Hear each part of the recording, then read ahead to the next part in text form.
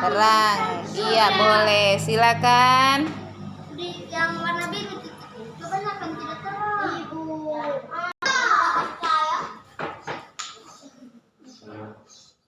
Nomor 3. Angka rapi.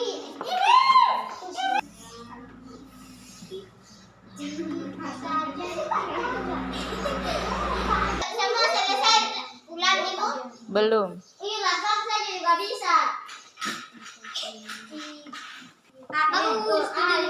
Ibu ilah ke sana.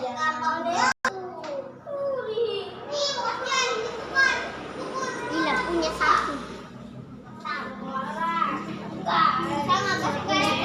Sudah habis. Apa? Ibu cipipnya di mana? Saya kasih garis 2. Warni ibu boleh ini cerita ibu. Ibu boleh ini saya punya cerita. Ibu. Jadi keyakinan kelas kita. Nah, itulah yang menjadi keyakinan kelas kita.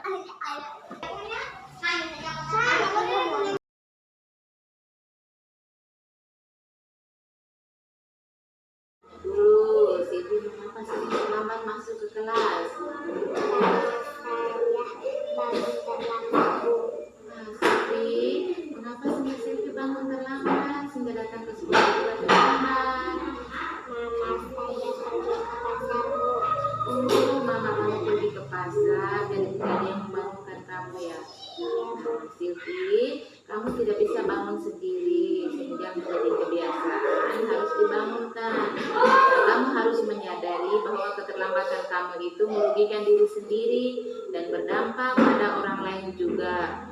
Harus ingat ya, kamu anak sekolah. Tugas utama kamu harus datang ke sekolah setiap hari tepat waktu sehingga tidak berdampak buruk pada hasil belajarmu nanti.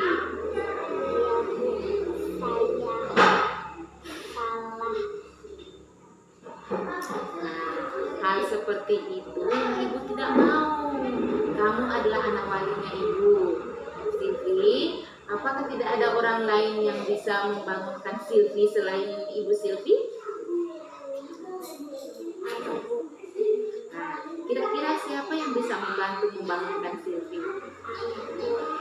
Silvi, di sini ibu bukan mau mencari siapa yang salah, tetapi kita bersama-sama mencari solusi penyelesaian atas masalah ini. Kita berpikir bersama tentang apa yang bisa kita lakukan untuk memperbaiki masalah ini ya. Sekarang, mari kita berbicara tentang keyakinan kelas kita. Apa yang telah kita sepakati bersama? Nah, betul sekali. Ternyata kamu ingat tentang kesepakatan kelas kita. Nah, sekarang kita kembali pada masalah awal, yaitu masuk kelas terlambat. Apakah kamu terlambat masuk kelas sudah menunjukkan sikap disiplin, saling menghargai orang lain dan dirimu sendiri?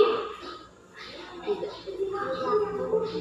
Karena kamu tidak bisa bangun sendiri, berarti kamu terus bergantung pada orang lain. Menurut ibu, masih ada cara lain yang bisa kamu lakukan tanpa harus merugikan orang lain dan dirimu sendiri. Bagaimana menurut kamu?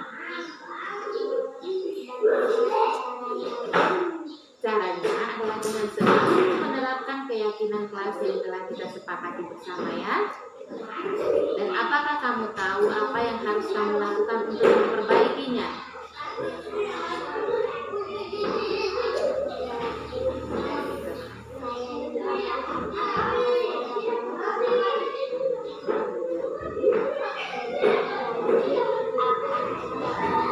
Iya, baiklah. Nah, baik Silvi, permohonan maaf kamu diterima.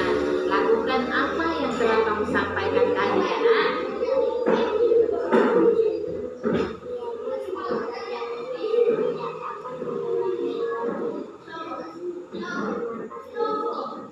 Sama-sama Silvi, semoga kamu menjadi anak yang sukses di kemudian hari ya. Terima kasih banyak.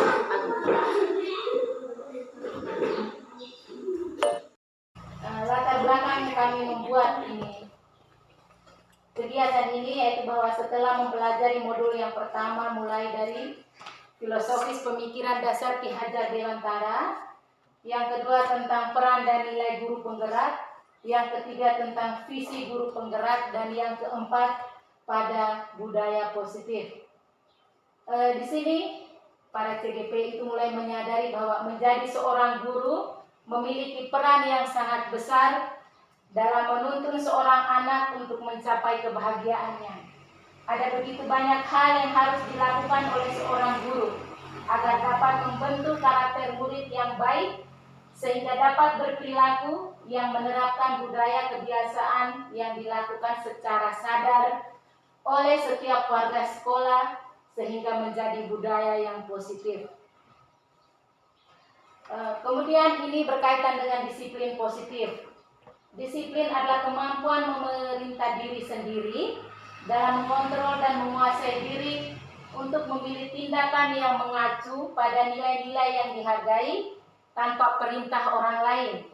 Disiplin positif adalah suatu pendekatan untuk menerapkan disiplin dari dalam diri anak tanpa hukuman atau hadiah. Disiplin positif perlu diterapkan baik dalam lingkungan keluarga maupun lingkungan sekolah. Dengan menerapkan disiplin positif diharapkan tindak kekerasan dapat dihindari.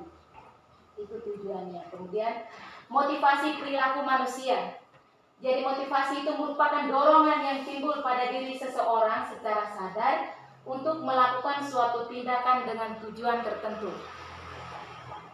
Menurut Dian Gosen, dia menyatakan ada 3 motivasi perilaku manusia. Yang pertama untuk menghindari ketidaknyamanan atau hukuman. Yang kedua untuk mendapatkan imbalan atau penghargaan dari orang lain. Yang ketiga untuk menjadi orang yang mereka inginkan dan menghargai diri sendiri dengan nilai-nilai yang mereka percaya.